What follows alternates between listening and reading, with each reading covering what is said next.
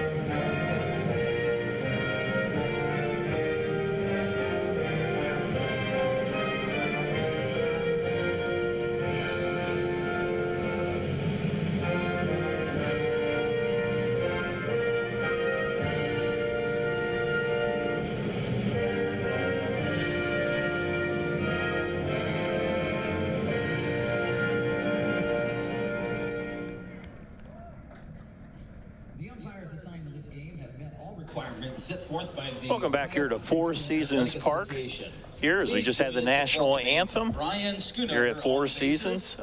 Minster Wildcats are 1-0 on this season. Anna Rockets are 2-0, along with Jeff Henshin. I'm Dave Kanapke. While they're doing an intro of each team, as we go along here, we talk a little bit about our keys to the game, brought to you by Keyhole Pizza. First, we'll start with the Anna Rockets.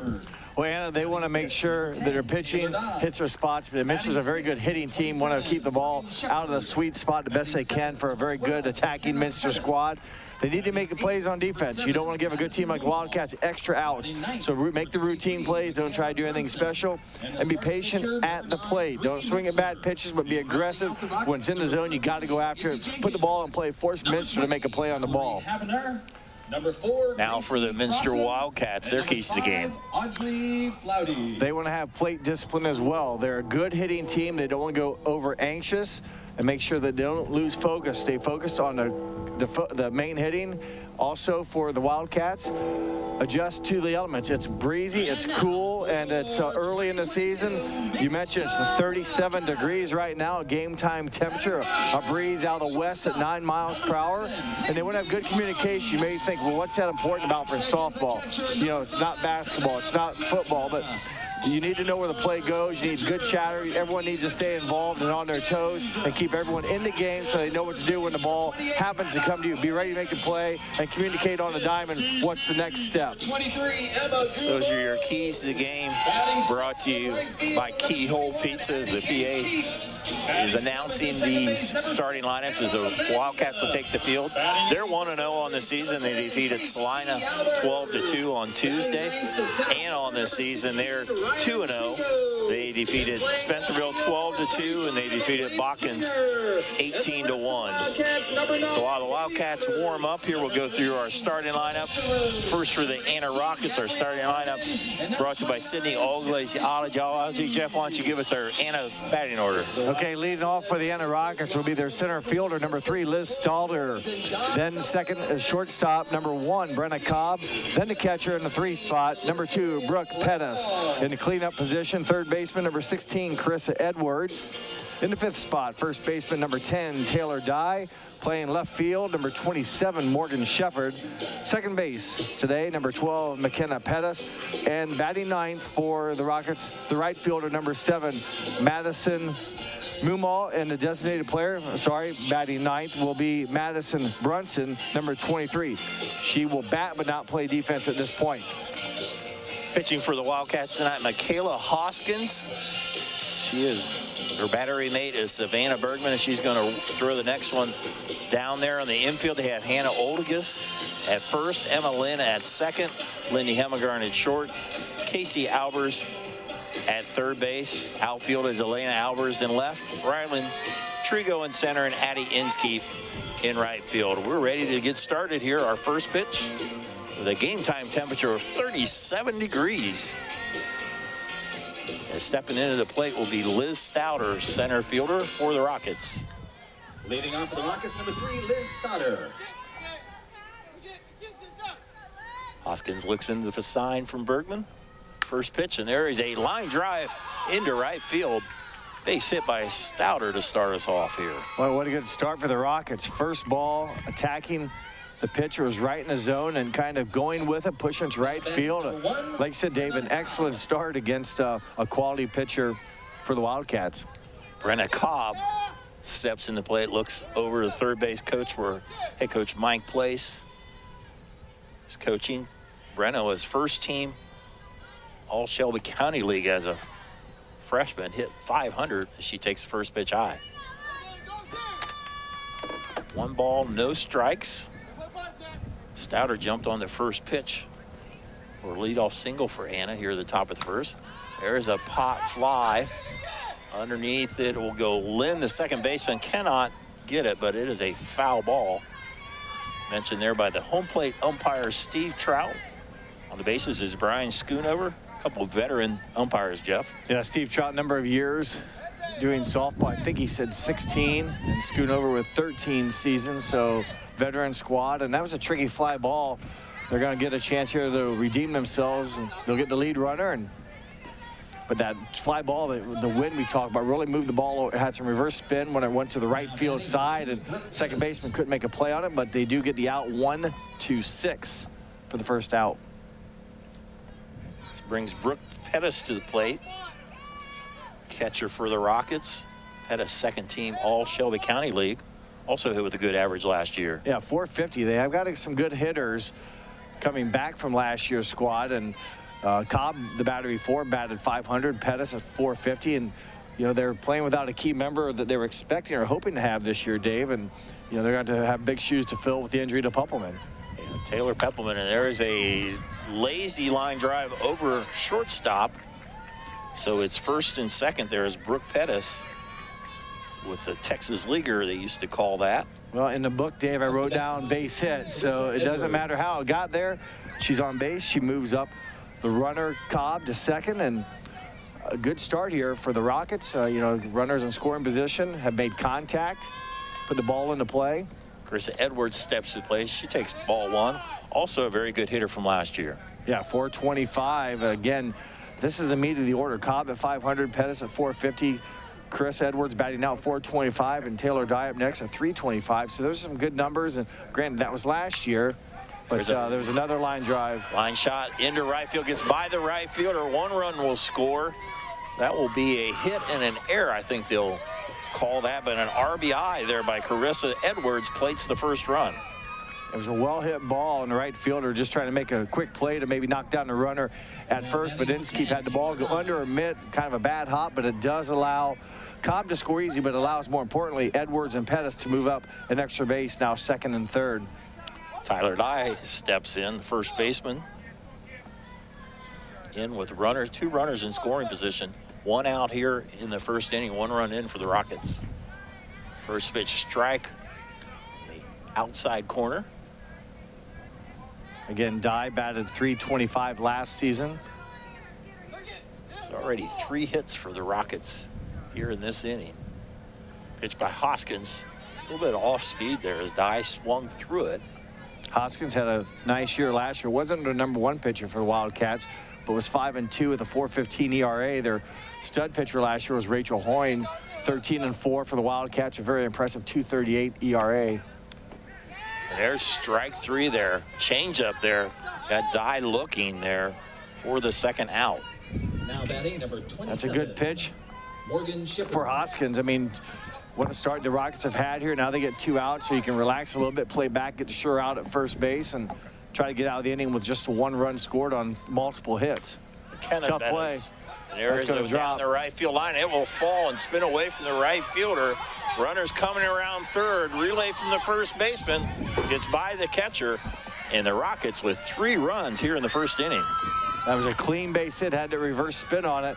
And it scooted down right in front of us, down the right field line, and spun away from Inskeep in right field, which allowed everyone to score easily. Although I should say the play to play, Dave, maybe would have been closer. Kind of took a bad hop there and did not result in a play, but what could have been a bang-bang play at home. Correction, that was Morgan Shepard that had the 2-run single there. Yes. And now McKenna Pettis is to the plate. I was 1 ahead of myself. Pettis steps in outside as Bergman fires it back to Hoskins. 3 runs on 4 hits for the Rockets. That was a ball or a ball one? That was ball 1. And there's a swing and a miss. Hard one at the knees. So Anna with a good start here. They've scored 12 and 2 runs in their first 2 games. 12 and 18. 12 and 18, I'm sorry. There's a swing and a miss. Now 1 and 2.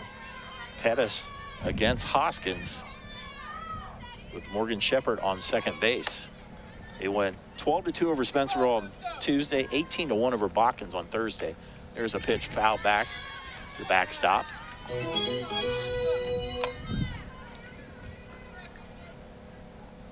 1 and 2 with 2 outs. 3 runs in. Anna last year was 13-11, 7-5 in the Shelby County League. That was good. Tied for third with Houston. Hoskins looking in the 1-2 pitch. That's fouled back. Somebody will get a souvenir back there if anybody has warm enough hands to catch it. Last year in the Shelby County League, Fort Laramie was 11-1. Rouge was 10-1, and then Anna and Houston both at 7-5. 1-2 pitch. A little off speed, try to hit the inside corner, but ball 2. So deuce is wild. 2 balls, 2 strikes, 2 outs. And a runner on second. There you go. Said they're wild. And there's a shot into left field. That will fall. Shepard comes around third. Third of the plate will not be in time. And 4 runs in for the Anna Rockets as Pettis continues the hit parade with an RBI single. 4-0 Anna. And Pettis goes to second on the throw home. The Wildcats didn't have maybe a great shot at the runner at home, but that's where you talk about communication. You're trying to cut down the runner, obviously, but if you don't, it allows Pettis this time to go from first to second on the throw home. So stepping the plate, Madison Mumal. She takes the first pitch for a strike. 8 batters have gone to the plate already here, Dave. You mentioned the 4 runs, so you could expect a number of hitters. They've almost batted through the lineup. Swing and a miss, 0-2 there. Hoskins trying to get out of this first inning. Well, Minster hits well, so no panic for them. They're going to have to bring their offense, obviously, to the plate, and that's one of their strengths. Not that they don't have, the hitting. I believe their offense has been their mojo or their best. They're an offensive-minded team, and softball sometimes can be very difficult to score runs. You got to put the ball in play and move people around, manufacturing runs. There's another foul back to the screen. Stouter started this off as a single. Cobb Forster at second. Pettis with an RBI, or with a single. Carissa Edwards with an RBI. Taylor Dye with a 2 RBI single. And then McKenna Pettis with an RBI single for the 4 runs for the Rockets. There's a pitch a little bit too low. 1 ball, 2 strikes.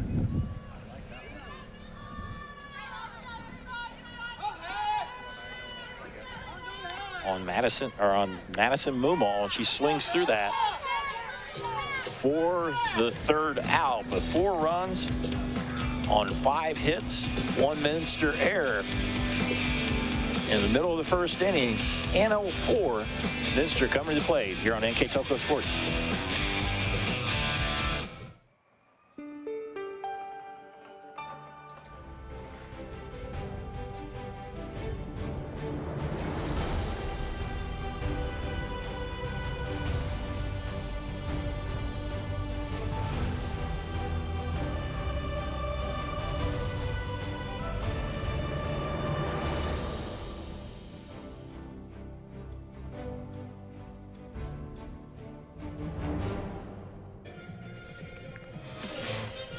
Welcome back here. Anna scores 4 in the top of the first inning.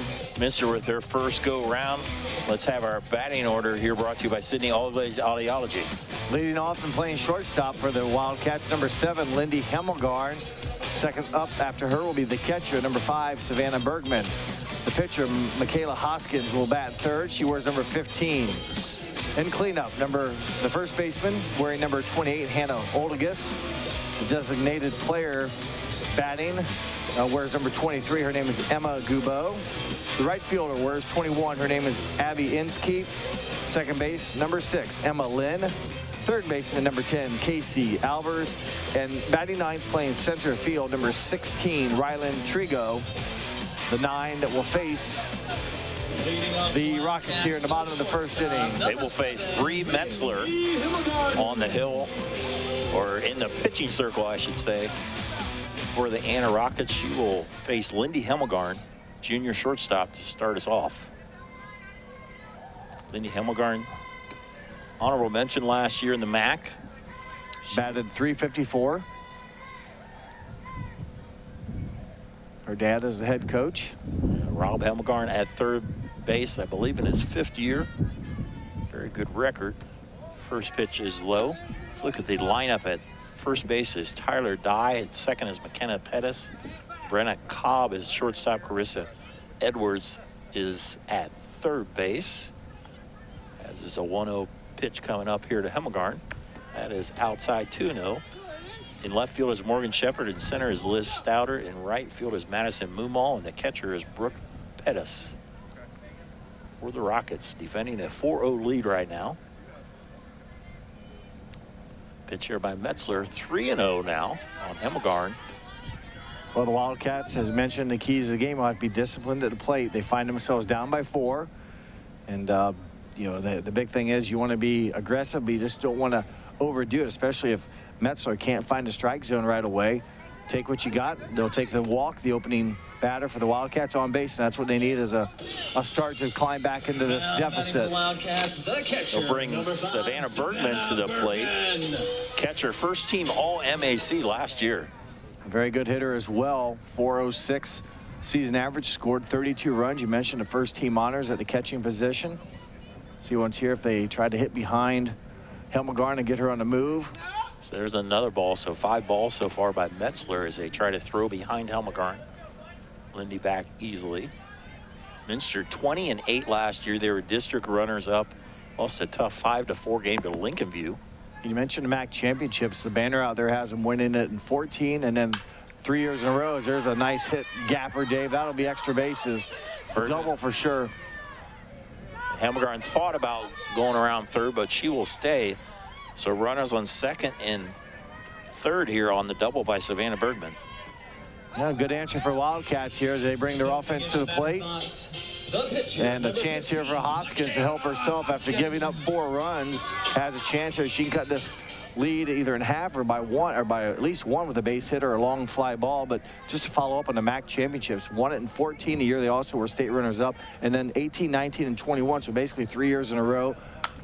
There's a foul ball. No season in 20, Dave. So they're basically 3-time defending MAC champs. Yes. A lot of success as the first pitch there fouled off by Hoskins. Also in 2019, they were regional runners-up. Only lost 2 games that year, 27-2. Lost to a good Mechanicsburg team as that pitch is low, 1-1. Coach Rob Hemmelgarn, his record coming into the game, 87-28. And this is his 5th year. That's a .754 winning percentage. Getting it done. Now they're getting it done. That'll score a run. There's a fly ball to right field. It goes over the right fielder, Moomaw. That will be a double, maybe a triple. Hoskins will come around. The throw will go to home. So a 2-run triple by Michaela Hoskins. The Wildcats on the board with 2 of them here, at least here in the first inning. Well, she helped herself with a well-hit ball. The wind, Dave, kind of blowing out to the west. I think I maybe tricked the right fielder, Moomaw, a little bit, and she hit it pretty well and got over her head, and Hoskins, a 2-run triple. Yeah, the wind is from the west, which is behind home plate, so the wind is blowing out would be a good way to say it, especially to right field. So that was a double, and stepping to the plate is Hannah Oldegas, the first baseman. Oldegas last year just a sophomore, or just a freshman, hit over 300. 314, 29 runs scored. Chance to score another run here. Hoskins on third base. Takes a pitch, strike, 1-1. 1 ball, 1 strike. On Oldegas, on deck is Emma Gubo. The Wildcats have scored 2 runs here after Anna scored 4 runs in the top of the first. There's a ground ball. Cobb will throw it over to Dye, 6-3, but a runner will score as Hoskins, it comes across to the 3rd run of the inning. Well, good job by Oldegas. Put the ball in play. Anna playing back a little bit, allowed Hoskins to score, and good job by the Wildcats, kind of answering back that good first half inning by the Rockets, a good inning of their own. It's not over. They have just 1 out. They'll start over with no one on base, but a good answer for the Wildcats, bouncing back. Emma Gubo will hit one back to the box. Metzler over to Dye. Dye did a nice job at digging it out of the dirt for the 2nd out. Sometimes those are the hardest throws. When you get a comebacker right to you, you got plenty of time, and you simply just have to get it to your teammate. You don't want to overthrow it. The more you think about it, the more it seems like bad things happen. Again, early in the season, but nice play by Dye to make sure they got the out. An important 2nd out now. Makes it difficult for the Cats here. You know, no one on base and a chance just to win the inning, if you will. That's, as a coaches would say, just win the inning. Addie Inskeep grounds to second. Pettis over to Dye for the 3rd out. So 3 runs on 2 hits for the Wildcats. We've played 1 complete. Anna 4, Minster 3 here on NKTelco Sports. Clopay Corporation, America's favorite garage door, is now hiring for all manufacturing and over-the-road Class A CDL driving positions. Clopay is the largest residential garage door manufacturer in North America, and we are continuing to grow. Join our team and work in a safe, clean, modern environment. Clopay offers a great benefits package as an equal opportunity employer and a drug-free work environment. Imagine the possibilities when you open the door to your career at clopay.com/careers. Welcome back here to the top of the first inning. Both teams have a very successful first inning. So a lot of contact. Did have a couple of strikeouts. Hoskins had 2 strikeouts in the first inning. Metzler recorded no strikeouts, but both teams putting some pretty good contact on the ball. Saw maybe 1 soft line drive base hit, but what is some really well-struck balls and an exciting first inning. If you like offense, so far so good. 4 runs by the Rockets and 3 by the Wildcats, and we head into the top of the 2nd. Madison Brunson will step to the plate. 9th place hitter. Designated player, she bats for Metzler, correct? Yep. She bats for the pitcher, Metzler, who's the flex player.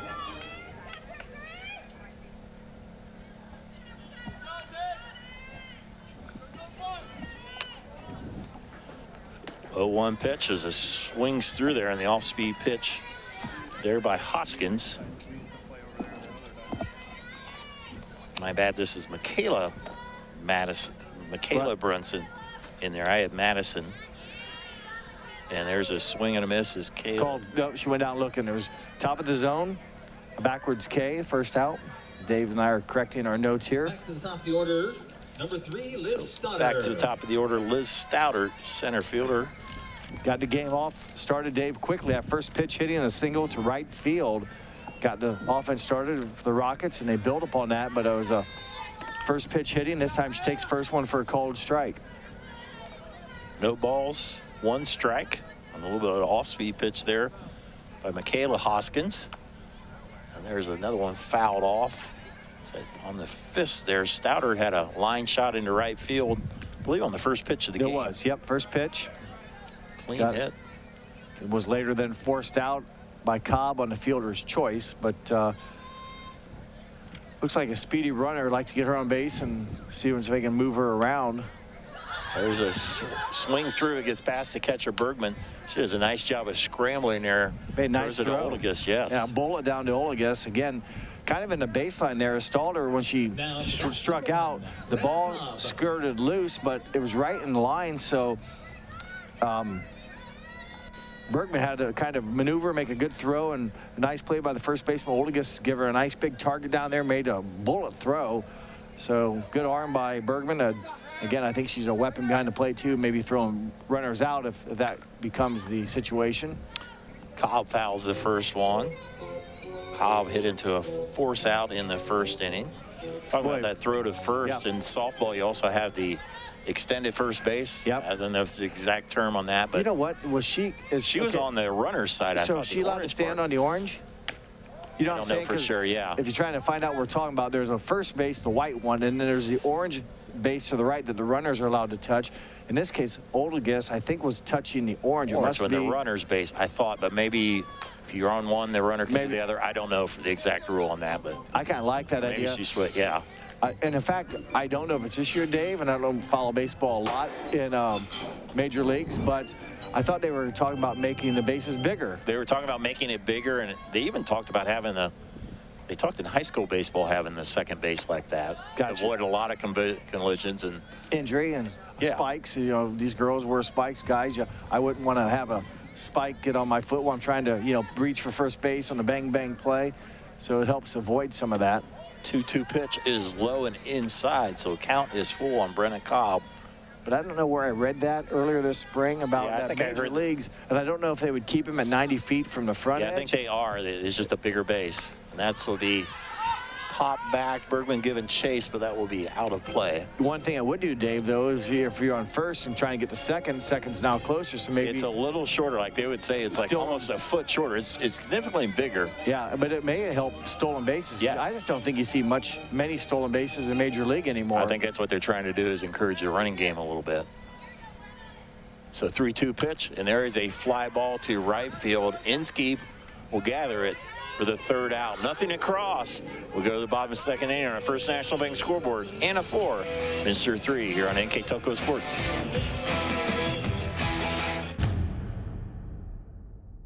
Are you looking for a new career with amazing growth potential? Nidec Press and Automation is hiring for many positions right now. Nidec is a global company that is growing with its sights on being a billion-dollar company. Machinists, service technicians, human resource personnel, IT specialists, electrical engineers, mechanical engineers, and many more. The opportunities abound at Nidec Press and Automation. Go to minsterjobs.com now to get started on your new career with Nidec. We go to the bottom second inning.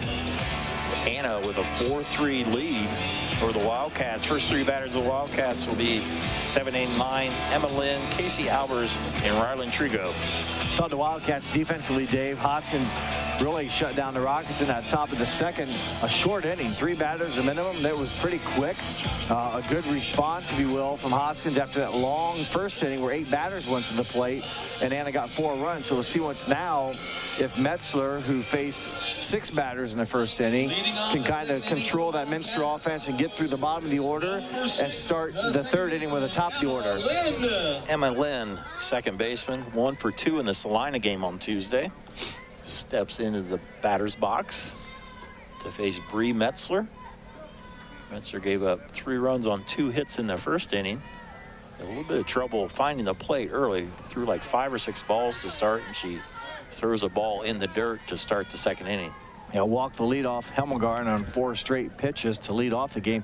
Hemmelgarn later came back around to score, so walks will haunt, and the Minster made her pay for that walk, with Hemmelgarn coming around scoring the Minster's first run of the game. 1-0 pitch. That's way outside as well, we've gone down, we've gone high. Now see once if Metzler can find the somewhere zone. in between. I give him credit. I've not figured out how to do that. I tried once, and I think I hit myself in the rear end trying to pitch. It's neat how they can do that. There's a fly ball to Moomal giving chase. Touched it, couldn't get it. Touch is a fair ball. Lynn will go around second. She will have a stand-up third baseman. That's a triple. That was not an easy play. Moomal, these balls we're seeing a great position here. They're tailing, and it makes a long run for the right fielder, and I'll give her a stand-up triple for Albers. The third baseman, number 10, Casey That was for Emma Lynn with this triple as Casey Albers steps to the plate. Albers, a junior, playing third base, and she does a suicide squeeze here, and that will score the runner. We are tied. And it's close play at first, but she is out. So 2-3 on the out, but an RBI for Albers as it scores Lynn, and we are tied 4-4. Excellent job of baseball there by Casey Albers, getting the ball down right in front of the plate.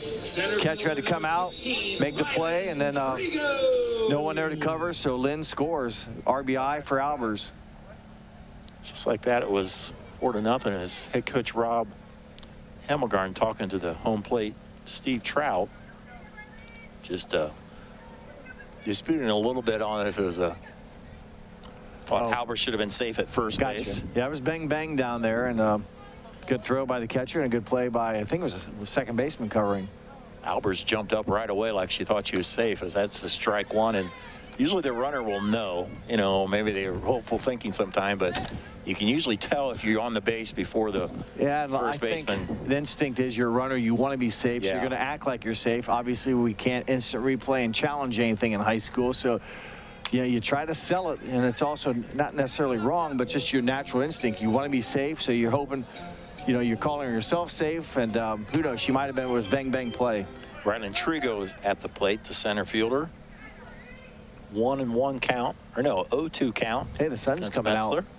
Jeez, we might get up to 38. Game time temperature of 37. There's into the dirt, waste pitch there. Runs the count to 1-2. The 0-2 count, pitchers hate to give you a good one to hit, so they're trying to give you something close. That one was way off, but right idea. You just want to force the hitters to do something not natural and be a little bit too aggressive trying to protect the plate. But that one well short. That's hit out of here. Mentioned about the MAC champs. I mentioned 2019, the Wildcats are regional runners-up. I should mention the big banner in left center. They were state runners-up in 2014. They were under the head coach then was Scott Robinson. Our Scott Robinson? No, not the famous Scott Robinson, our producer, but another Scott Robinson. Maybe Scott did in a former life. DJ. No, he was a DJ. Yeah, maybe he did. And there is a... Oh, nice catch. Oh, I think they said... Did they say it bounced? No, they say it was caught it. She caught it. I didn't... Yep. You better angle on that. So nice catch there by Madison Moomal for the second out on the line drive by Trigo. Top of the lineup for the Wildcats, shortstop, number 7. Both teams have really... How do I say, attack the right field line. And there was some hits otherwise, but we've had a lot of activity on that right field line today. The wind part of that, and maybe just how the hitters are going, but there's been quite a bit of activity in right field. Lindy Hemmelgarn, top of the order for the Wildcats. Again, she walked on 4 straight pitches in her first at bat, so 0 for 0 officially, or 0 for 0. 2 out, bases empty, 1-0 count here to Hemmelgarn. As Bree Metzler looks into the catcher, Brooke Pettis. Wow, there's a shot up the middle. So much for attacking the right fielder. That was a bullet, Dave, up the middle. Well timed, and just kind of glad it got through and didn't go off Metzler.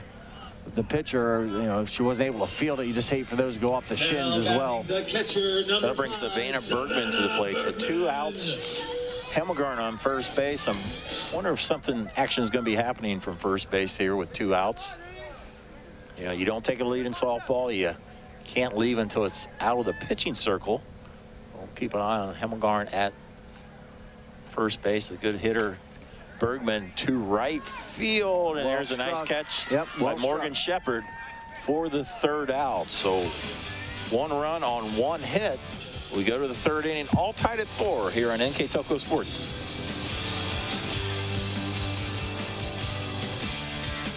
Located in Jackson Center, Ohio, Airstream is now hiring for numerous general production positions. Work first shift and earn up to $26 per hour with production and attendance bonuses. 401k employer match, medical, dental, and vision, plus an on-site health clinic, fitness center, and full-service cafeteria.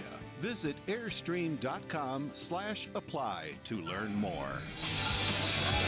Welcome back as we go to the third inning. We are all tied at 4-4 on our First National Bank scoreboard. Anna scores 4 runs in the first inning, none in the second. Minster 3-1 in their first 2 at-bats.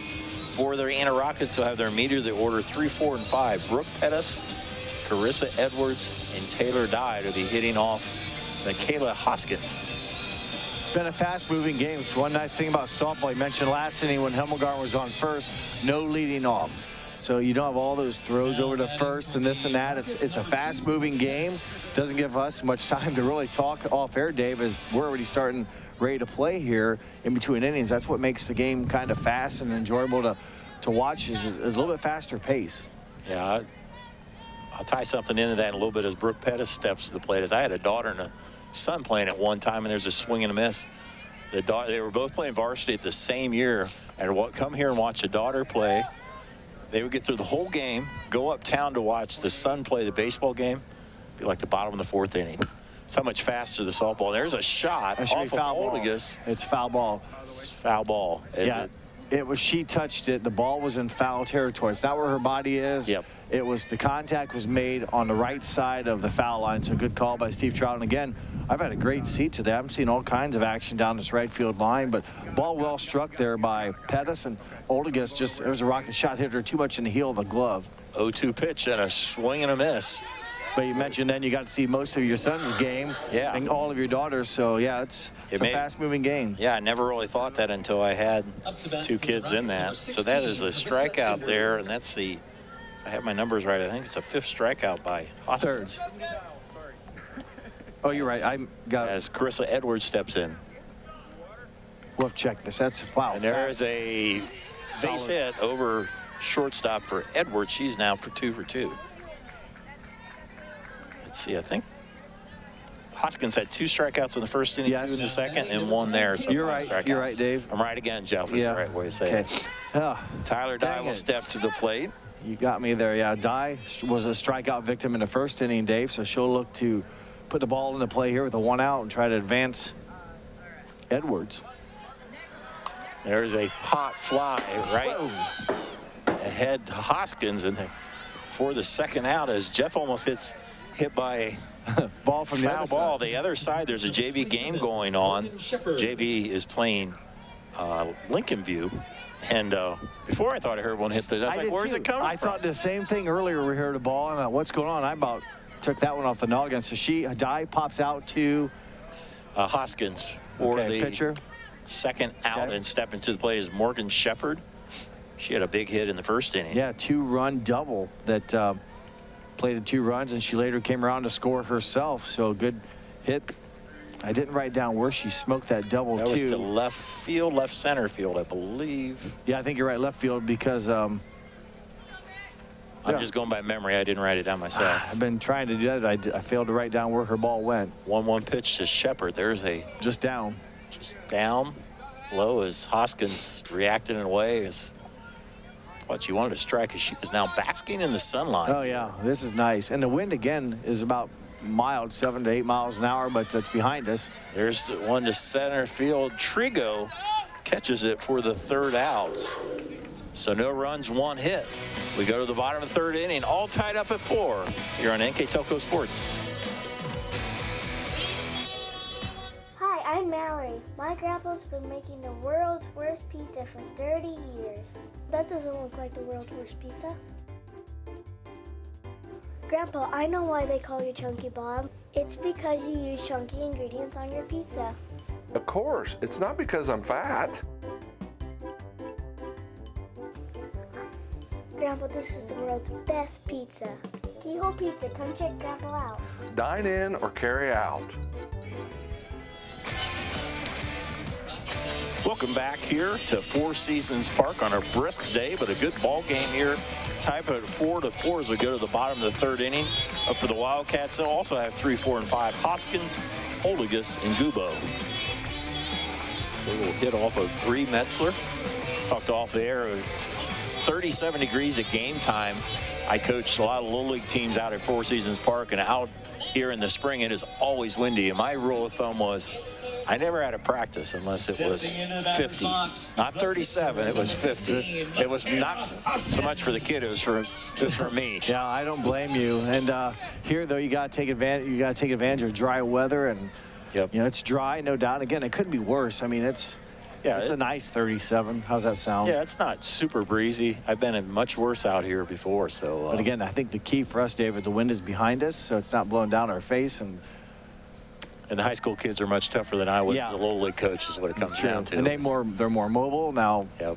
Keeps you moving. But Hoskins had a nice at bat, Dave, in her first inning. Remember, gave up 4 runs in the bottom half, but hit a 2-run double to cut the lead in half. So really came with a big hit after the Rockets got off to a great start. Swing and miss there off the off speed by Metzler. Levels the count in. That change of pace, strike.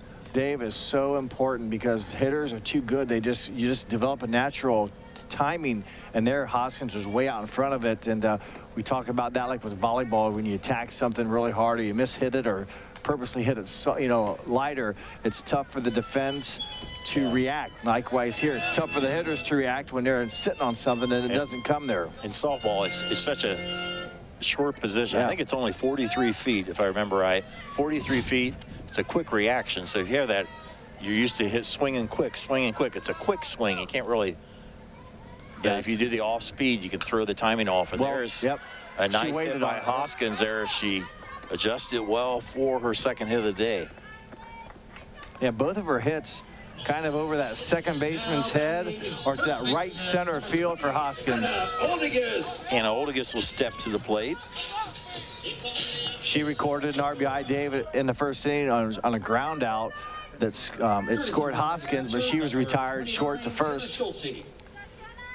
And they also have the courtesy runners for the pitcher, and the catcher is coming in to run is Jenna Schultze at first base. It's another rule that keeps the game going when your pitcher and catcher are ready to get warmed up right away. Oldigus to the plate. She squares around. Schultze will go, and she will be thrown out easily. Nice throw there by Brooke Pettis. 2-6 on the put out of Schultze at second base. Yeah, good job defensively, but Oldigus didn't get the squared around, didn't get the button down, which made it a much easier throw for Pettis, and a good cover there by the shortstop, as you mentioned, Cobb, to put the tag and the easy out. So Oldigus hitting with the bases empty. Swings through that. I think it's 0-2. She offered it the first one. They called the first one a ball. She didn't offer at it. So 1 ball, 1 strike. Well, then I take that back. She didn't miss the bunt. It just was a it was a fake bunt to kind of distract. And there is a lazy line drive that will fall into center field for the base hit. So Oldigus on first base, 1 out is the designated player Emma Gubo to the plate. Hit back to the pitcher Metzler back in the first inning and was retired 1-3.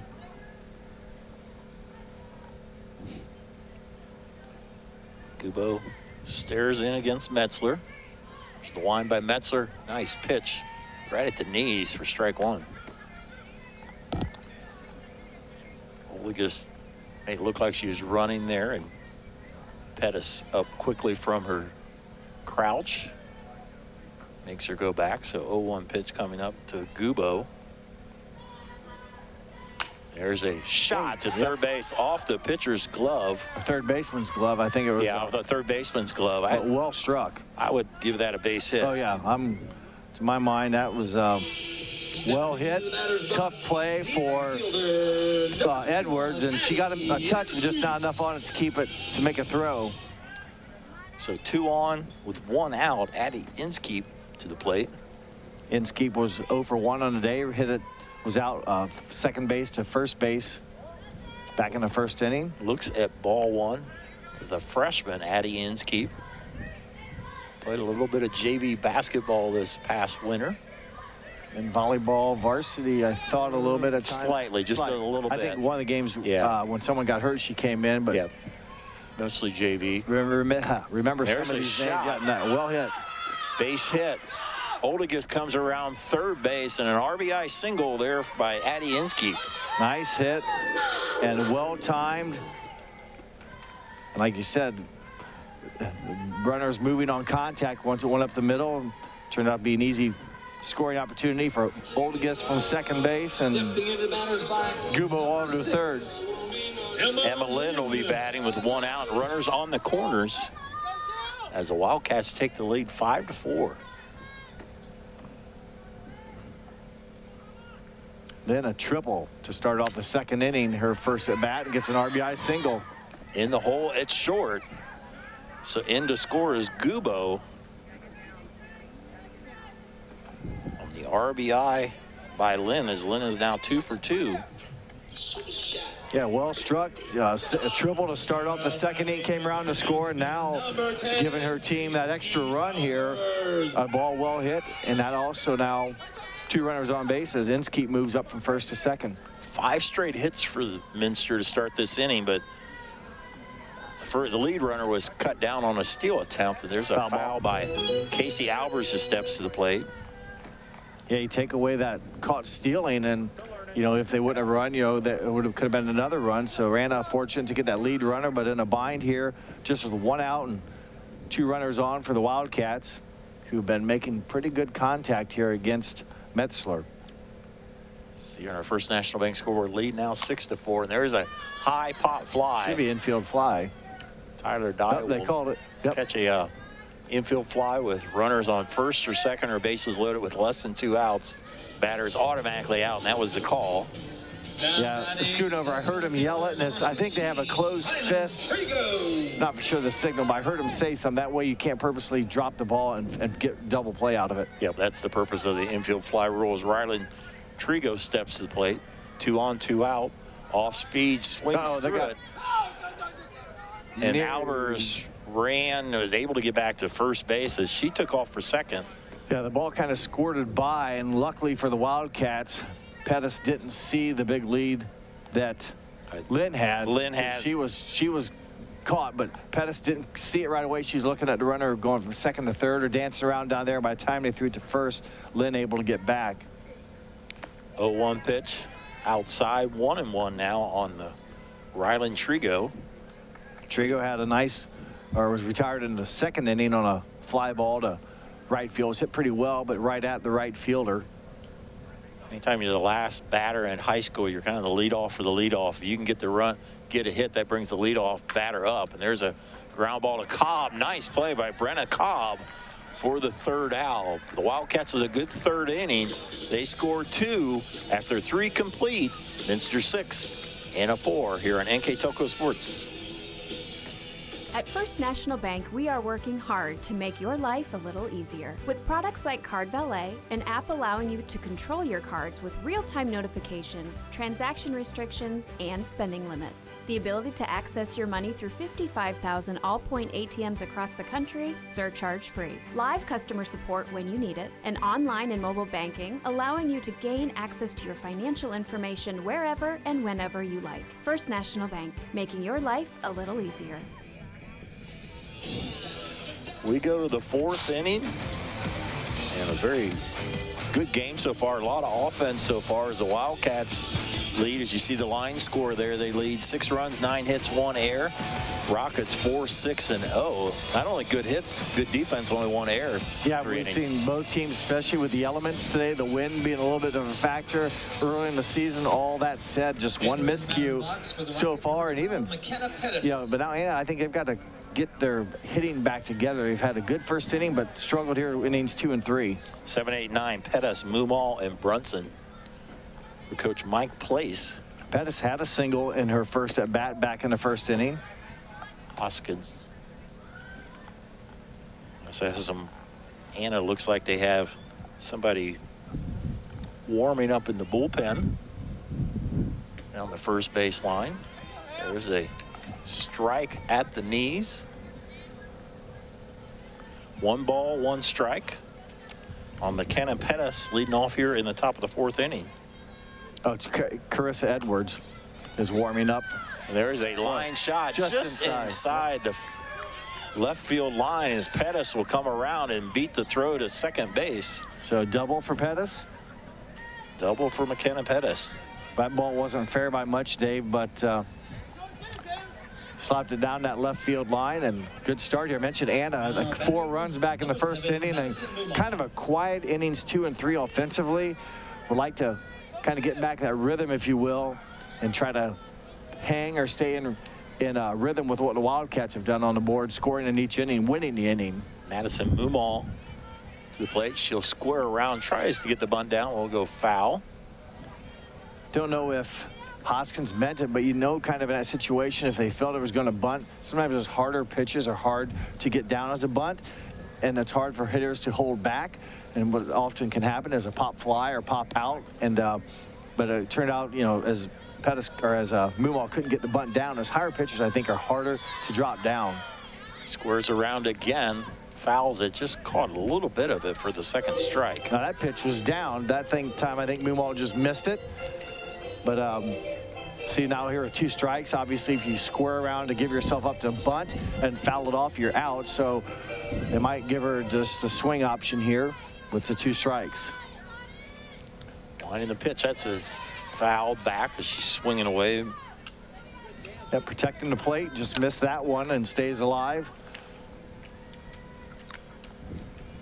Rockets 2-0 on the season, 13-11 last year, 7-5 in the Shelby County League. And they defeated, you said, Spencerville in the opener and then Botkins. Botkins, yep. So they're 1-0 in the Shelby County Athletic League. As that pitch is high, 1 ball, 2 strikes. Hoskins has settled down after giving up 4 in the first inning. No runs the last 2 innings, but a leadoff double by Pettis.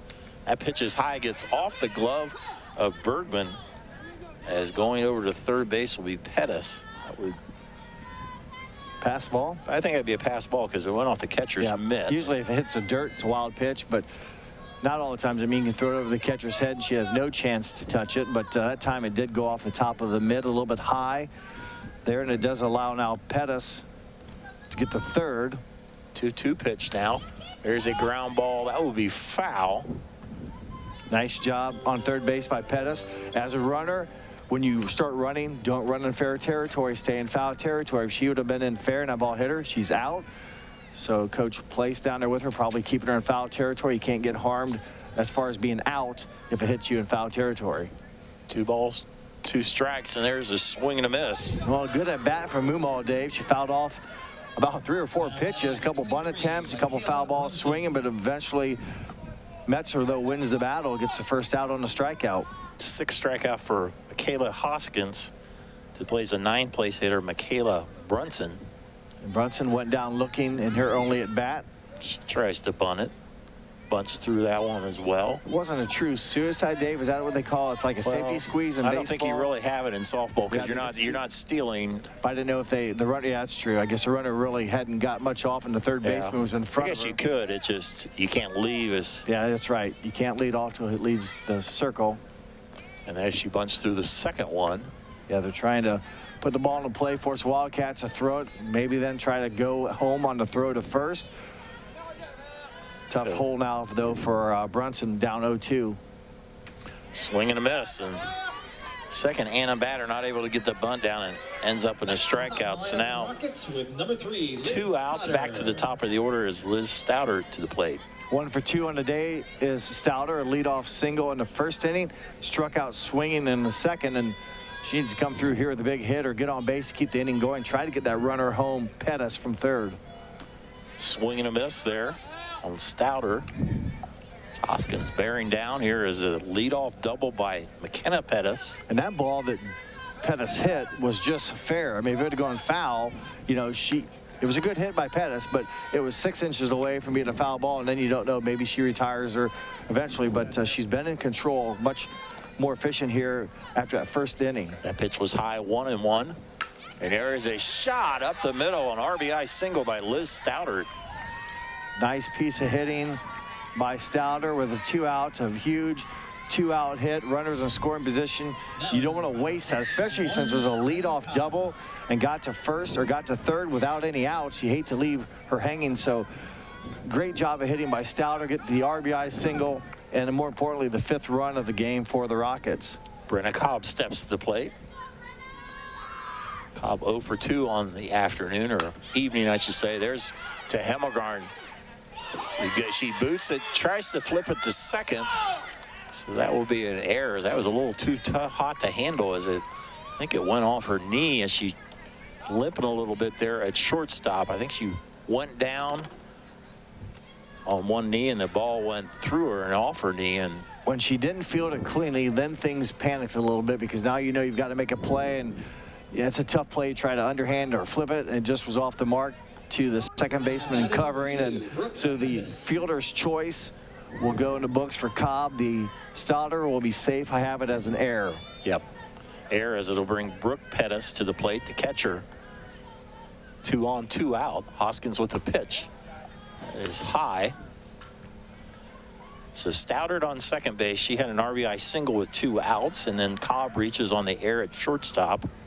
And a 1-0 now on Pettis. That is low, 2-0. So an opportunity for Anna here is the meat of the order here. Pettis, third place hitter. Third place hitter. She had a single back in the first inning, came around to score the second run for the Rockets. And there's a base. Second base, Lynn, over to Oldigus for the 3rd out. But run in for the Rockets as we go to the bottom of the 4th inning. Minster 6, Anna 5 here on NKTelco Sports. Allglaze and Sydney Audiology are committed to providing the most advanced and affordable hearing care solutions. Did you know that more and more insurances are offering coverage for hearing aids and that we are the most comprehensive provider in the area? Because we want to serve all in our community, we partner with agencies such as Medicaid, OOD, Sertoma, and most recently the VA, helping our veterans find local solutions to their problems. Don't leave unused benefits on the table this year. Call us today to see if you qualify. Welcome back here on NKTelco Sports along with Jeff Hench, and I'm Dave Kanapke here at brisk Four Seasons Park. It might be a cold day, but the bats have been hot this afternoon, or this evening, I should say, as we're into the evening hour, past 5 o'clock. The Wildcats lead the Rockets 6-5. For the Wildcats, they will have the top of the order will be Hemmelgarn, Bergman, and Hoskins. Well, good job, Dave, by the Rockets. I mentioned when that inning started, they needed to get something going to kind of pick up where they left off after the bottom of the first. They get 1 run, so that pulls them within 1 now. And for the Wildcats, you know, they've been hitting the ball, they're scoring in every inning. That's what I like to see. So they'll try to just keep their momentum and did a nice job rebounding from that quick 4-0 deficit the first time they trailed. Granted, it's one of their second season, but they had a big inning in Salina, I think, to open up the game. 9 runs in the first inning. Yep. So Hemmelgarn 1 for 1 with a walk and a run scored. For the junior shortstop, looks like she's better from the hard hit ball that went off her knee. First pitch here by Metzler. That is ball 1 by the home plate ump. Steve Trout on first base at Brian Schoonover. Gentleman weathering the elements as well, as that is a pitch just on the outside corner. 1 ball, 1 strike. You know, we talk about being cold and the players. Well, the players are moving around. Yeah. The umpires are pretty well in a fixed position, and they're not always the youngest, especially as that pitch is high. The high school players are, the circulation might be a little better than they. Correct, and the more moving around the players, running in, running out, just being mobile, and it does make a difference, and maybe a little bit easier on the players and more difficult for everyone else watching. There is a fly ball into right field. That Wynn takes it again. Moomal goes all behind her. Hemmelgarn's going to keep going to third base and be in with a stand-up triple. Again, I think the wind really helped that ball. It was well hit, but it just seemed to carry a little bit more than what was normal. And Moomaw had a tough time. Seemed to have a beat on, and all of a sudden you could see where it was, oh no, I'm not in the right spot. And it goes down as a triple in my book. So leadoff triple for Hemmelgarn. Savannah Bergman to the plate. 1 for 2 on the afternoon. Pitched by Metzler. Fouled off to the right side. That right field's a tough spot out here at Four Seasons Park, because if it's a sunny day, you're looking right into the sun. Yes. And if it's a windy day, the wind is usually going straight from the west out that way. Well said. Now the sun is trying to peek through, but it's nothing like it's straight in your eyes. But yeah, usually this time of game, you're looking into the sun, and tough spot for the right fielder. Well, off speed there, bounces to the plate, blocked there by Brooke Pettis. Good job dropping down by Pettis. You obviously don't want to pass ball. You want to keep Hemmelgarn at first base, and a good job by Pettis, just putting her body in front of the ball and keeping it in front. You mentioned Bergman 1 for 2 in the game, had a first inning double as her hit. Which is low. Another good job there by Pettis. As talked about her batting average last year, over 400 by Bergman. So Metzler pitching very carefully to the catcher for the Wildcats. Senior catcher, Savannah Bergman. Pitched by Metzler. That is outside. So after a foul on the first pitch, it's been 3 straight balls. Only 1 walk in the game by either pitcher. That was by Metzler back in the first inning. So you mentioned both pitchers in this cold weather. You think of the fingers and stuff, being a good grip on the ball. They've really done a nice job putting the ball across the plate. That is ball 4. Bergman will go down to first base on the second walk. This is where things get interesting. No out runners on first and third. You steal right away, force to throw to second. And then as a batter, you wanted to bunt or see once if you get your runner to second without a throw, or do they? It's just, this is where softball gets real interesting. And usually you want to have the batter take a pitch to let the runner steal. We'll see what happens here. As the runner does go to second, they throw to the second baseman. She cuts in front, and Hemmelgarn able to steal on the double steal. She scores. Bergman coming around, play at the plate, and she slides under it. Good call by home plate ump Steve Trout, as Metzler was there, but Bergman did a great headfirst slide underneath for the run. Yeah, that interesting simple steal, if you will. Anna threw to, I believe it was the second baseman who cut in, and they tried to get the throw from Pettis, Pettis to home, and that throw was off, and next thing you know, both runs have scored. Double steal turned out to be a double amount of runs, you'd say. 2 runs. Stretches lead to 8-5. And speed makes things happen. It does, and you know, it's tough to judge if you want to cut it or let it go through, but they chose to cut the ball and try to knock down the runner at home, and you try, and if it doesn't work out, look what happens. 3-0 pitch here to Hoskins. That is green light. Foul off the dugout here. Our producer today is Bryce Hamrick, assisted by Scott Robinson. On camera is Josh Miller and Michael Laus. My partner today is Jeff Henshin. I'm Dave Kanapke. Good ball game here on a cool day. But it's Friday night. It is the weekend. Hoskins takes ball 4, so the second walk of the inning for Metzler. Bring up the cleanup batter, Hannah Oldigas. Number 28, the first baseman, Hannah Oldigas. Oldigas 1 for 2. I have her down this afternoon. Had an RBI ground out in the first inning, and then a single last at bat to right center, and later came around and scored a run. There is a pop fly to the second baseman, Pettis, for the first out. F4, if you will. It's Emma Gubo, number 23, will step to the plate, the designated player for the Wildcats today, as I think we're going to have another courtesy runner, as Jenna Schultze will courtesy runner for the pitcher, number go in there for the pitcher, Hoskins. Gubo 1 for 2 on the day, a single, her last at bat. Grounded out pitcher to first in her first inning at bat. Also scored a run, I should say Gubo did, in the third inning off her singles. Later came around to score a run. Her last base hit went to left field. First pitch to Gubal, strike down the middle of the plate. The throw back on Schultz. She was a courtesy runner the last inning for Hoskins and was thrown out easily at second base. So we'll see what they have on now, if anything. 0-1 pitch here on Gubo. Off speed. Off speed. She swings through it, but gets away from the catcher. So Schultz alertly goes to second base. 0-2 hole on Gubo, but now a single likely bringing Schultz from second base. That's what you like to do. You get the runner into scoring position here, and just one out. She won't be able to necessarily run on contact, but has a chance to score on a base hit. Outside.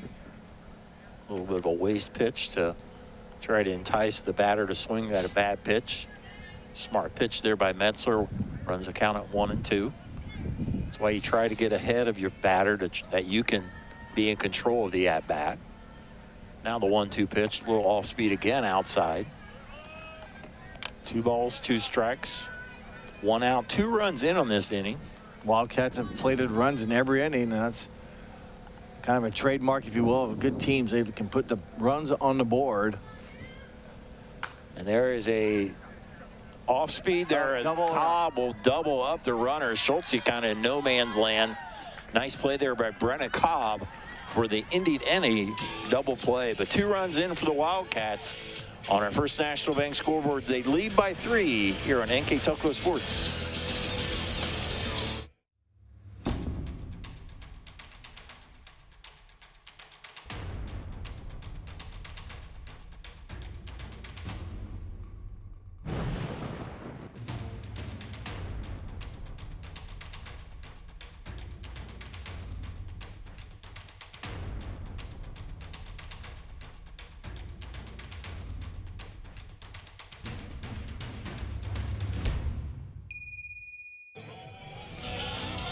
We play 4 complete. So you see the pitcher, Michaela Hoskins, doing a little bit of work on the mound. And actually, we have a new pitcher in for the Wildcats as Hoskins goes to first base. We will check the number here. 18 is Gabby Worman. She pitched a bit last year. Now pitching for the Wildcats, number 18. Gabby Worman now pitching. Hoskins pitches 4, gives way to Worman. Hoskins goes over to first base. I don't think there's any other changes there as she replaces Oldigas at first base. So Gabby Worman, she was one of 3 pitchers last year, pitched just a little last year.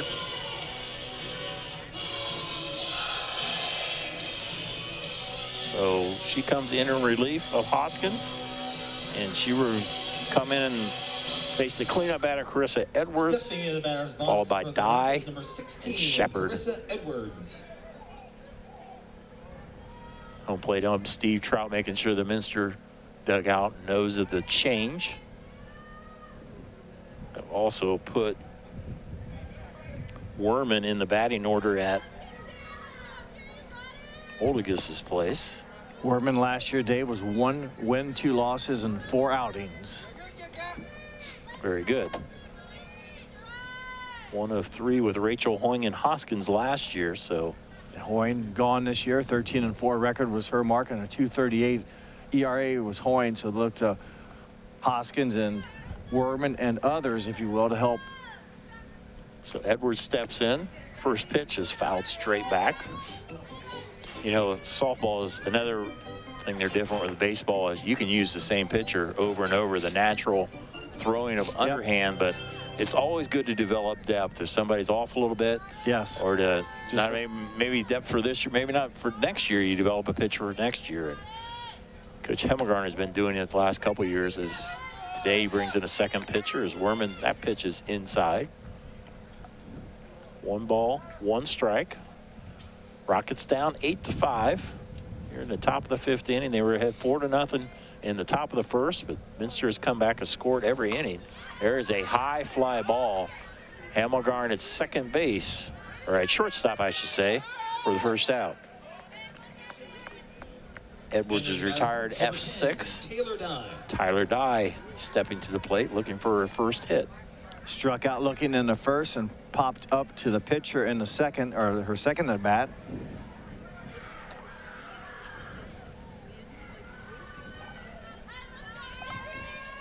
Steps in. Worman takes a little bit of time, gets to the mound on the rubber. There's the line. That is off the end of the bat over to the Anna dugout. No balls. One strike as Morgan Shepard is on deck. Your daughter played fast pitch softball. Was she a pitcher? No. So have you ever hit against a girl's underhanded pitcher, fast pitch? No, I have not.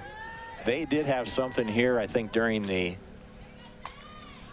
That's fouled straight back. They have opening day here in Minster, first day of Little League. It's a big, try to make it a big event. Everybody's announced. I think on one of the other diamonds they had whoever the high school pitcher was at the time, you could go and try to hit off the high school pitcher. All these adults could too. And the pitcher made these men look silly there as their Worman strikes out Dye there as a. It's not as easy as you look. It's a different swing than what baseball, and if you're used to playing men's softball, you don't have time. It's just all reaction from what I can. So I'm not. No, well said. I just wondered. I look at it here and you wonder, obviously sitting behind a fence with no fear, it's like, wonder what it'd be like if you stepped in there. I think you said the plate's 46 or 50 feet away, but then by the time they release it, they're a good 3 or 4 feet off that by the time it comes out of their hand. I believe it's 43. For years it was 40, and girls pitched the same distance from 5th grade all the way through high school. And then I want to say 7, 8, maybe 10 years ago, they moved it back 3 feet, moved it to the college level. There's 1 ball, 1 strike. And they moved to 43, and the offense picked up considerably. More before that, there was so much, it was just a too quick, too fast. It was such a pitcher-dominated sport, and since then there's been a much better, well-rounded game that pitches foul back. We'll get our tech guys on that. Maybe they can look up the official distance. Our research staff here at NKTelco. I think they're in the van. Yeah, I'm sure they'll be on that. They use this research tool called Google. I think so. But that's my understanding. They moved it back. I may have the numbers a little bit.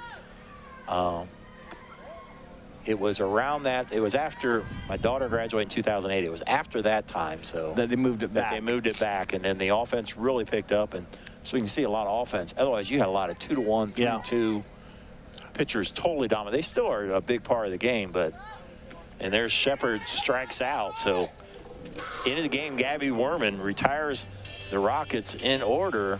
We go to the bottom of the 5th inning. Wildcats lead 8-5 on NKTelco Sports.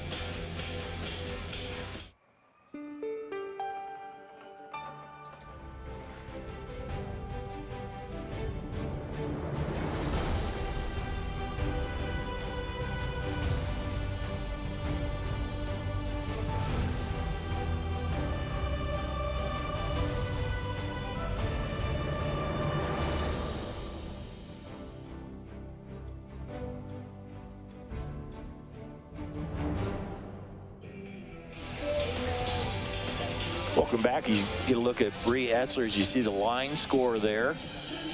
As the Wildcats, 8 runs, 10 hits, 2 errors. The Rockets, 5 runs, 9 hits, no errors. A well-played game defensively and a lot of offense here on a brisk April 1st day. As Mother Nature had her own April Fool's joke with a little bit of snow here this morning. Yeah, that was a treat driving to work, and it was kind of like a little storm when I was driving to work in the dark. It just was kind of like right at you, and it didn't amount to anything, but it was sure kind of a distraction. I wasn't expecting that at 5 o'clock in the morning to drive through snow, but here we are. It's in Ohio, and we're playing softball today, and baseball's in swing as well. And there'll be some games tomorrow. Weather won't be great, but they'll be playing the game. Addie Inskeep leads off the 5th inning. 1 for 2. Inskeep had a single in her last at bat, an RBI single. She's be followed by Lynn and Albers. I think both these teams are scheduled to play tomorrow. I think tomorrow it's supposed to be about 50 degrees. That's a balmy day compared to today. There's an off of Metzler. Cobb tries to get it, but that will get it's away. Inskeep will go to second, so I think I would make that a hit and an error there. Correct. You'd agree with there. Yeah, kind of maybe hit off the end of the bat, had a weird spin and went off the pitcher's glove, and then the advancement to second came on the throwing error. And that's the first error of the Rockets, and Minster just with 2. So again, both teams have been played pretty clean, if you will, fielding the softball. So Emma Lynn steps to the plate. Second mid baseman, 1 for 2 on the day. She takes the first pitch strike. I have her for 2 for 2, Dave. Yeah, you're right. I didn't read my writing right. She had a double and a single. You're right. A triple and a single is what you meant. Well, yeah, something like that. And I could be wrong too. It goes. Yeah, you're right. Yeah, it is second. She had a triple in the second inning, an RBI and an RBI single in the third inning. Yeah, 2 for 2 with an RBI, and she's a number 7 hitter. You like for all your kids, if you will, to participate and knock in runs, and she's, if you will, holding up her end of the deal for, let's say, the bottom 3. 0 for 2. I was trying to look up the schedule for tomorrow. Anna travels over to Jefferson. I'm taking that's Delphus Jefferson, I would think assume, so. Yes. And Minster is playing home against Bell Fountain, a 2 o'clock start.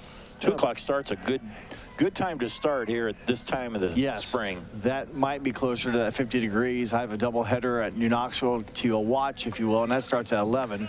It will not be 50 degrees there at maybe by the end of it. It's a doubleheader for New Knoxville, but it's against 2 different teams. Oh, okay. Jackson Center at 11 o'clock, and then at 1 o'clock or at the conclusion of the first game, Botkins comes in, and it's a reschedule. Botkins had a schedule conflict, and I guess you schedule when you can, and that works. And 2 teams are very close there. It's not too far away for either one, Jackson Center or Botkins. 0-2 pitch. Lynn will hit it over to Edwards. She'll take it over to first for the out, and advancing over to third base is Inskeep. Well, not a bad out, if you will, be for Lynn. It was a low ball. She made contact. Good play by Edwards, but on a throw across the diamond, that allows Inskeep to move up to third. So again, a productive out. 1 out, a fly ball will allow Inskeep to score, and a tag, if you will, a pass ball allows her to score. So, good at bat for Lynn. Fouled a couple pitches off, maybe swung at ball 1, but still made contact and advanced the runner. Casey Albers to the plate. She takes ball 1. She's looking for her first hit, over 2, and I think we're being told by our staff, Dave, go ahead, 43 feet, I think is what it is from 43, home. I was fired on that. Okay. So you're telling me before it used to be 40 feet, then they moved it back 3 feet. Okay. Yes. And there is a shot by Albers, but tag. right to this center fielder, and she took Inskeep able to get back as the center fielder Stouter didn't come up firing. So that'll be a sacrifice fly by Casey Albers. Yeah, that'll save the at-bat, give Casey Albers an RBI. Number 16, Ryland. So it was 43 feet is what the pitching rubber is. In girls softball. And it was 40 feet. My understanding, it was usually they changed to 40 feet when they hit 5th grade, and then I don't think I'm not sure what happens in junior high these days, but it is now 43, or it's been for high school. For high school. So thank you to our research staff there, headed by our director, Bryce Hamrick. And the other Scott Robinson. Ours is Rockin' Robin. That's right. His DJ days back in, oh Lord, he told me, Dayton somewhere.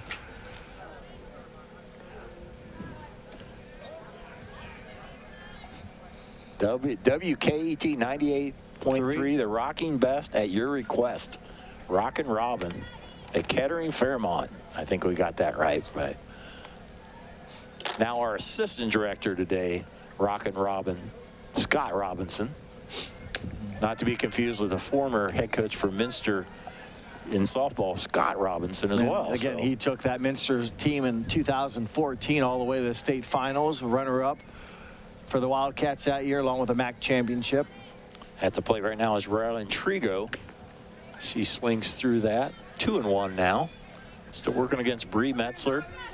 She's gone the distance so far for the Rockets. Nice stadium here. Nice field here. Diamond 5 is what it's numbered here at Four Seasons Park, one of 8 diamonds. And there's a line drive and a base hit by Trigo.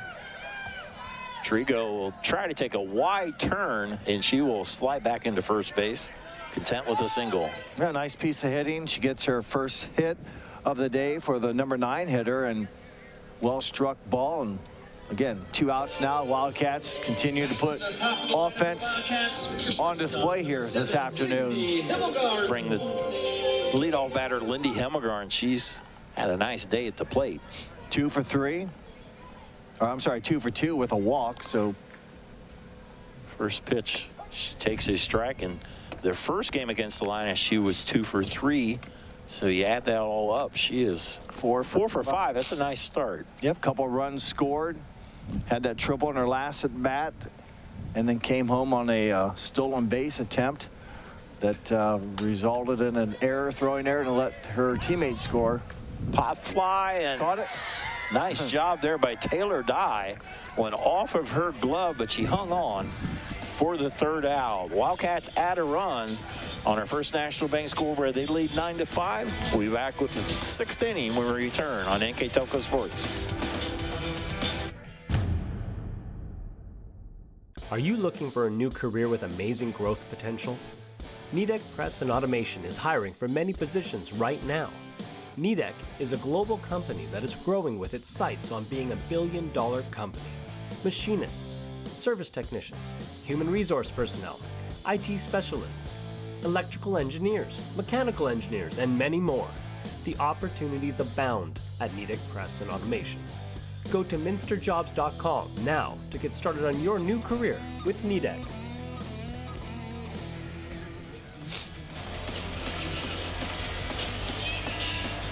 We go to the 6th inning. Wildcats lead 9-5. Gabby Worman will start her 2nd inning of work as the Wildcats continue their trend of scoring a run every inning. Yeah, you're going to be pretty successful if you can do that, if you have any type of defense. And Wildcats have shown after giving up 4 in the first, just 1 run since that time, and have really handcuffed the Rockets here. And you talk about Worman. She came in last inning, saw the meat of the order, 4, 5, and 6. She struck out 2 of the 3 she faced. Now we'll have the bottom 3 coming up here with Pettis leading off. All that Mumal and Brunson. The first pitch is low to McKenna Pettis, the second baseman. Also having a good afternoon here. 2 for 2. Yep, a single and a double. There's another ball, 2-0. 2 balls, no strikes.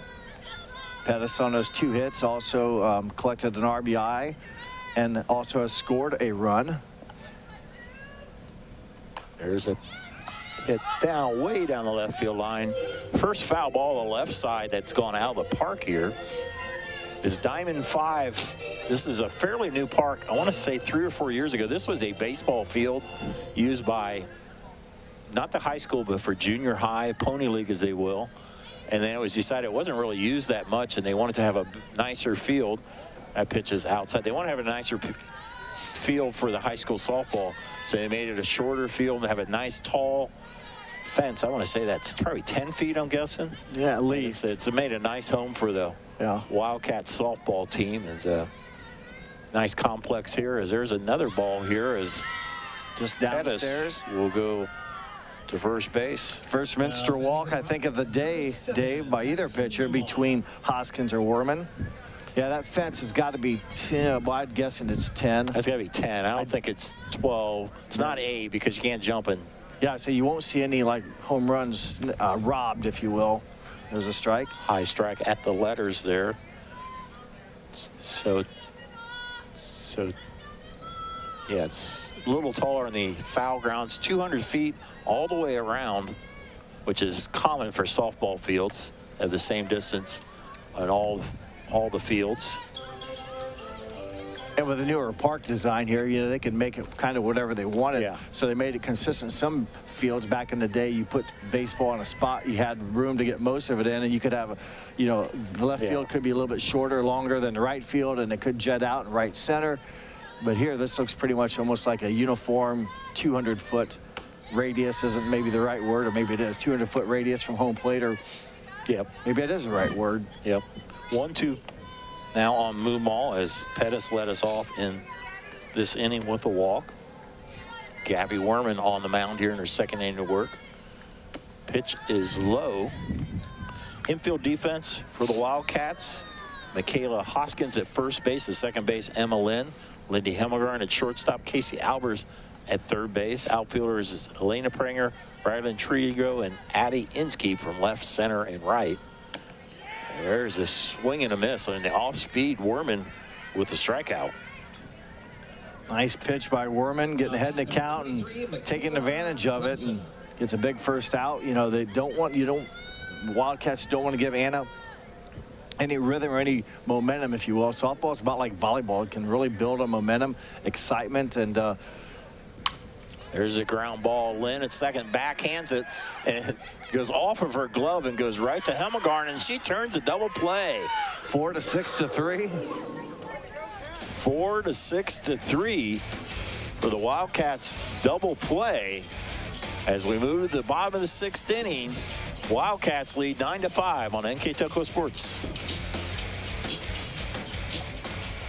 Clopay Corporation, America's favorite garage door, is now hiring for all manufacturing and over-the-road Class A CDL driving positions. Clopay is the largest residential garage door manufacturer in North America, and we are continuing to grow. Join our team and work in a safe, clean, modern environment. Clopay offers a great benefits package as an equal opportunity employer and a drug-free work environment. Imagine the possibilities when you open the door to your career at clopay.com/careers. Third baseman, We go to the bottom of the sixth inning, and it looks like the Rockets have a new runner, or a new pitcher. Looks like it'll be their former third baseman, Carissa Edwards, number 16, will step in to pitch the bottom of the sixth inning. As you can see her right there warming up, and we'll try to get an idea.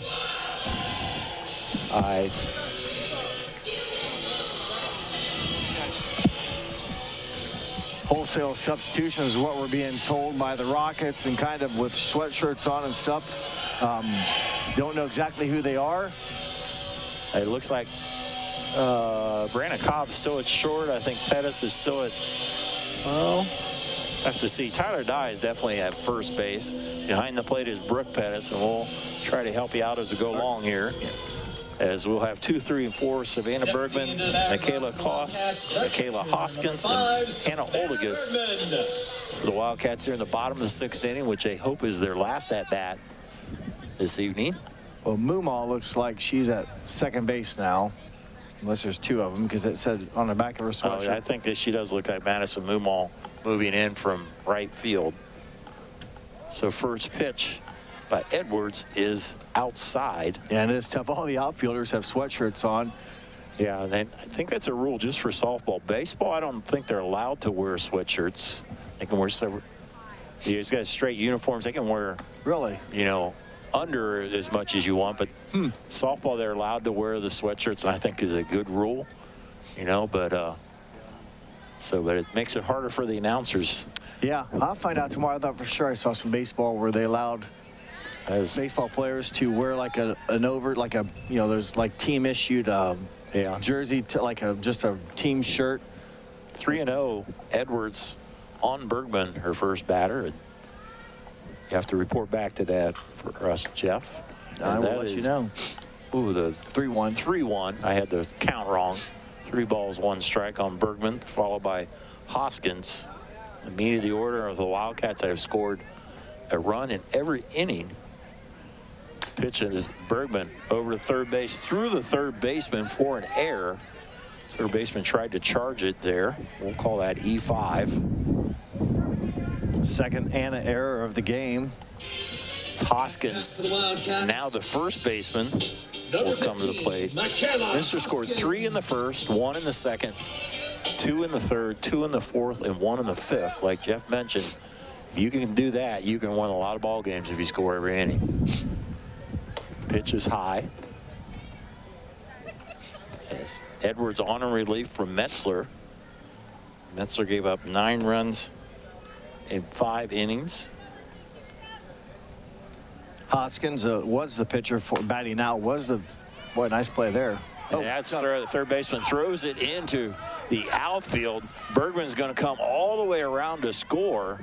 So another error on the Anna defense, and what could have been maybe a double play ball results in a run for the Wildcats. Yeah, 2/3 of the equation, or it takes a lot to turn a ball, but it was a sharp hit ground ball by Hoskins, and a nice play by a third baseman to throw just off. That timing is so critical. You're throwing to a moving target. The second baseman's covering versus the first baseman is stationary usually, but you want to go quick. But they would have had a shot. The ball was hit that quickly. They could have easily probably turned it. Hannah Oldigus to the plate. Wildcats in double figures now with 10. They've doubled up Anna with 5. First pitch is at the letters by Edwards. Strike 1 on Oldigus. 10-5 Wildcats. After Anna scored 4 runs in the top of the first inning, Minster scored 3 runs in the bottom of the first inning, and they tied it up in the second and have had the lead from the third inning on. Yeah, just have been very consistent. No dead innings. No, they've won a lot of the innings, and like you said before, we're scoring every inning helps. And they've only lost the 1 inning. That was the first inning. Every other time they've won the inning. Again, make small victories, as baseball coaches mentioned. Baseball is a long game, softball is a long game. Win the inning, and you can't control what happened in the past. You can only control what happened, present and in the future. That's win the inning. That's outside 1 and 2 down. Oldigus on deck is the 5th place hitter, Emma Gubo. Oldigus on the night, ever down is 1 for 3.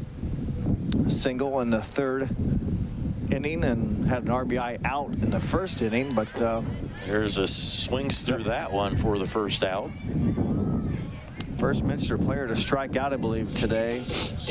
Wow, that's unusual as well for high school softball, is Emma Gubo to the plate. Gubo, the designated player. She will step in with Hoskins on second base. She's 1 for 3 today with a single in the 3rd inning. Came around later to score. Hit that first single, Dave, right down the 3rd base line. Pitch is high, ball 1.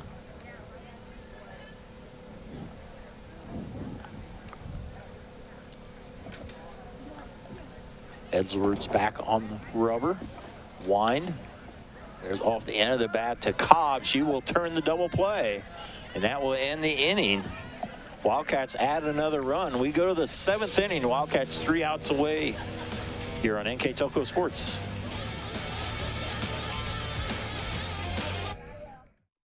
Wegner's IGA have been servicing their communities for more than 90 years, spanning 3 generations. Wegner's founded their business on 2 basic principles: excellent customer service and quality products. Visit all our locations and experience the finest selection of deli, fresh meats, and a variety of beverage choices. While there, don't forget to check out our vast selection of fresh coffee beans, produce, dairy, and bakery items. Visit Wegner's today in Minster, Fort Laramie, and New Bremen.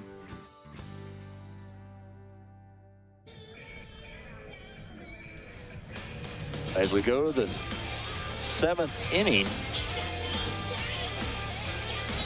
as a couple Wildcats, and we have another pitcher. Casey Albers moves in from 3rd base. And she will be now the pitcher in the 7th inning. She follows Hoskins, who pitched 4, Worman, who pitched 2. And now the junior Albers moves in from 3rd base. Hoskins moves over to 3rd base, and then Hannah Oldigus re-enters and plays at 1st base.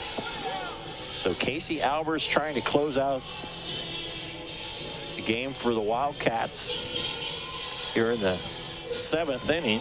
She gets a few extra warm-ups since she's a new pitcher. I believe the rest of the defense stays the same. Bergman's still the catcher. So the Anna Rockets hit off the third pitcher. They scored 4 runs off Hoskins in the first inning, and also 1 in the fourth off of Hoskins. Last 2 innings, Worman came in, gave up no runs, and now Casey Albers in. And now hitting for the Rockets will be the top of the order. In the batter's box, the top of the order for the Stouter, Liz Cobb, Stouter. and Pettis. Liz Stouter, 3 for 3 on the afternoon. Check that, 3 for, no, I have that wrong. 2 for 3. First pitch is a ball from Albers. Yeah, led off the game with a single, first pitch, and then struck out, had a single back in the 4th. Takes another ball, 2-0. I always say on a cold game like this, you want to be the pitcher or the catcher, so Albers is a chance to get warmed up here. Pitch at the knees there for a nice strike. 2 balls, 1 strike. Imagine Anna's going to be very patient. They'll take any walks when they're down by 5 here. Pitch by Albers, that's high. Trying to get her delivery down.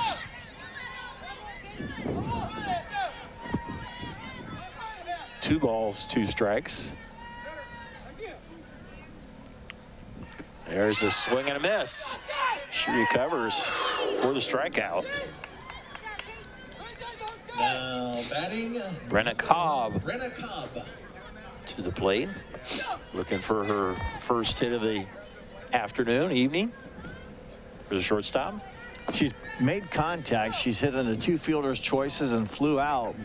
Over 3 on the day, as you said, but has made contact and no one on base now, so try to find some green grass or a gap in this Minster defense. And she's made some nice plays to shortstop. She's turned 2 double plays off of fly balls or line drives, whichever. You're right. Yeah, the last inning they did there. They had who had the 4-6-3, or was that the Minster? That was Minster the last inning. Yeah, she's had 2 of them where she's caught it and been able to tag up the runner at second base. Get the runner out at second. Pitches outside, 2-1. 2 balls, 1 strike. Brooke Pettis on deck, followed by Carissa Edwards if the inning would continue. Cobb, first team all Shelby County League last year. Trying to add on to that as just a sophomore. Anytime you can make all league as a freshman, I don't care what sport it is, that's pretty good. Yep. And Anna will be out without the services of Taylor Peppelman, who was their star of their team last year. She tore her ACL during the basketball season. We hope for a full recovery and see her back on the court and field next year. That pitch is high, full count, the few full counts we've had this I think it's the first one, if memory serves. I know we didn't talk about it. Second one, maybe. There haven't been many. There hasn't been many. There's a lot of less than that. There's a ground ball, Lynn. Boy, nice hop. Good play. 4-3. Hit it pretty well. I mean, she just right at the second baseman, and the one hopper hit pretty hard and makes it, you know, that good hop came up, made it difficult, made it easy for the defense to get Cobb out, but she did make decent contact, but will be 0 for 4 today. Brooke Pettis try to keep the game going for Anna as they're down to their last out. 1 Casey for 3. Albers, there's fouled straight back. 1 for 3 on the day for Pettis, a first inning single. And she later also came around to score the second run for the Rockets. Casey Albers trying to close this out 10-5. I'm not sure this would count as a save situation. Yeah, when you figure that out in Major League Baseball, let me know. It's basically you have to be the winning or tying run has to be in the on-deck circle. Okay, that's agree. it. Or I don't know what if you pitch 3 innings. Or if you pitch 3 innings, I think, and there's a lot of there. I'm not sure exactly what there is. 0-2 pitch. But I that agree. is high. But there's something with the on-deck batter. If that's a tying run and they're on the on-deck circle and you're pitching, you get credit for the save. Yep. Or if you come in, it's within 3 runs. Yeah, it's a. See here, there's a 1-2 pitch is low. Now 2-2. Deuce is wild again here in the top of the 7th inning. 2 outs with number 2, Brooke Pettis batting.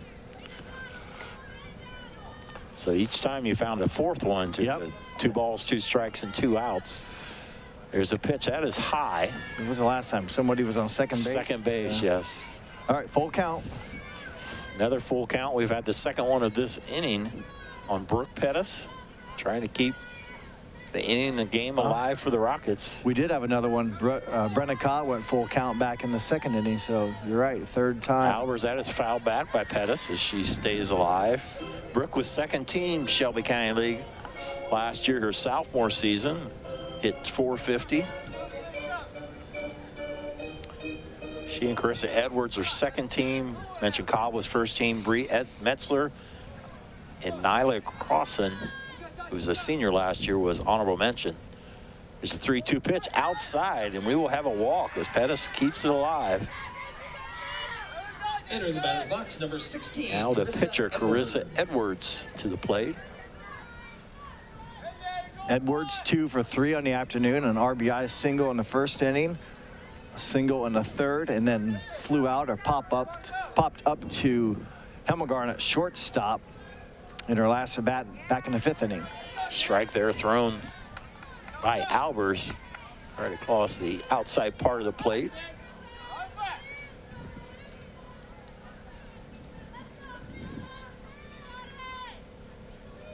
And there is a line shot into the gap in right center field. Pettis will come around. Edwards will slide in for a double. So now second and third here in the top of the seventh inning for the Rockets.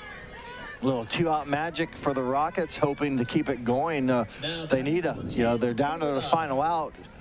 Dye will be up looking for her first hit, but a well-struck ball by Carissa Edwards. She's now again to 3 for 4 on the afternoon for Edwards, who has her first extra base hit of the day. That's a strike by Albers. 2 outs. Pettis drew a walk. Edwards with a double. Keep this seventh inning alive for the Rockets. Pitch by Albers swung through by Dye. She's in an 0-2 hole with 2 outs in the top of the seventh inning.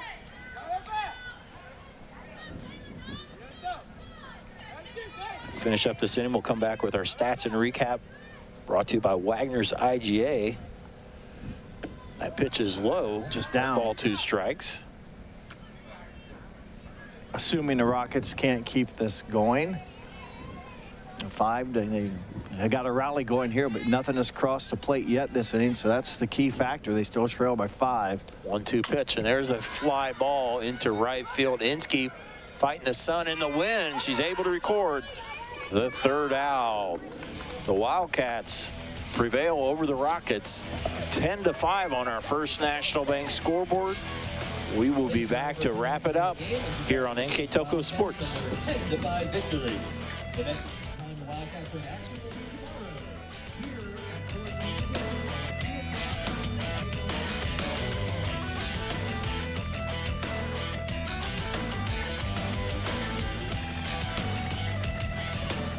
Together, we are family, working safely for our loved ones. We are problem solvers who challenge the status quo and drive improvement. We care about our customer relationships. We stay true to our values, caring and respecting one another. We embrace change as we journey through our career. We are Precision Strip, the world's leading processor of rolled steel and aluminum.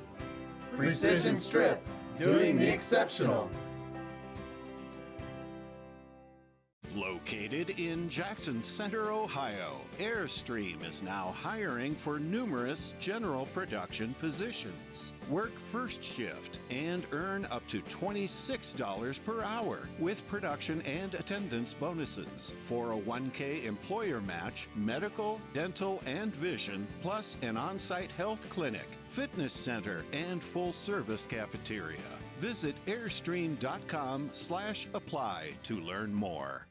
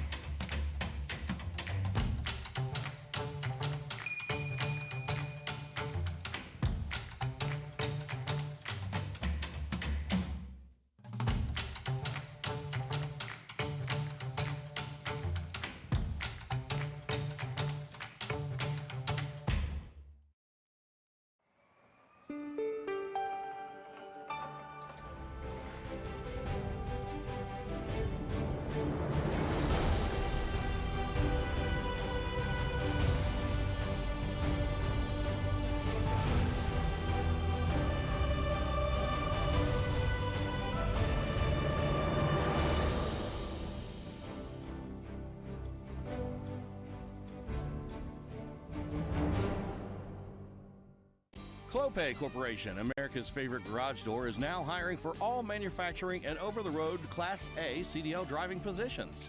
Clopay is the largest residential garage door manufacturer in North America, and we are continuing to grow. Join our team and work in a safe, clean, modern environment. Clopay offers a great benefits package as an equal opportunity employer and a drug-free work environment. Imagine the possibilities when you open the door to your career at clopay.com/careers. Final here on the First National Bank scoreboard. See the Anna Rockets there huddled around their head coach, Mike Place. They end up falling to the Wildcats 10-5. 5 runs, 10 hits, 3 errors for the Rockets, 10 runs, 13 hits, 2 runs for the Wildcats. Rockets started off good, and the Wildcats recovered in a well-played game for both teams, especially considering the cold conditions. Yeah, I mean, it was really a fun game to watch. The weather didn't help things, but the action did. The plays, the action, a little bit of everything. Rockets got off to a 4-0 start. And Minster never really fluttered. It didn't seem to panic them at all. They knew they had 6 or 7 innings to get it caught up. They scored every inning, as you mentioned. Their defense, the pitching, if you will, settled down. They didn't walk many people. They struck out some batters as well, made some good plays defensively. So all in all, and even the Rockets, even in the loss, I thought still did some nice things. The energy on the field, it was a fast-moving game. The girls played with a lot of energy. It was just a fun game to watch, and Minster just a little bit more offense today. Came through with the sticks, if you will, every inning scoring. Didn't strike out many times, put the ball in play, and just able to produce runs. Minster now goes to 2-0 on the young season. They will host Bell Fountain tomorrow at 2 o'clock. And Anna falls to 2-1 on the season. They will travel to Delphus Jefferson tomorrow afternoon or at noon. So on the young season, a well-played game. Our winning pitcher in the game, Michaela Hoskins, also our NKTelco player of the game. After the rough start, she really settled down, and I thought what was key, we mentioned in the first inning, she had just given up 4 runs. She's a third batter for the Wildcats. She comes up in the first inning, 2 teammates on base, and she delivers a 2-run double. And we talk about pitchers helping themselves. She helped herself. Hey, look, guys, maybe I wasn't on top of my game in the first inning. I come back, and I put 2 players across the plate with a double. She went on to get another hit, had a walk as well in her at-bats, so a fine job. And plus pitching, she recorded 7 strikeouts over those 4 innings of work, did not walk a batter. And the only other run she gave up later in the game, that run came in the 4th inning.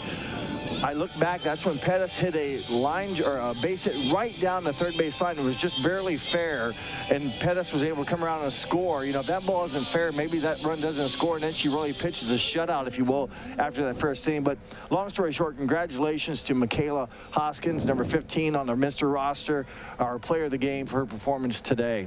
Congratulations to Michaela. Congratulations to the Wildcats. They prevail over the Rockets 10-5. I'd like to thank our sponsors, our 5-star recruitment sponsor, Crown Equipment, our MVP sponsors, Clopay and Nidec Minster. Scoreboard sponsor, First National Bank. Keys to the Game are brought to you by Keyhole Pizza. Replays by Winners Meats. Our starting lineups by Sydney Ogle's Audiology. Timeout sponsor, Precision Strip. Stats and Recap sponsor, Wagner's IGA. Our Minster broadcast sponsor, Borchers Family Floor Center, and our player game sponsored by NKTelco.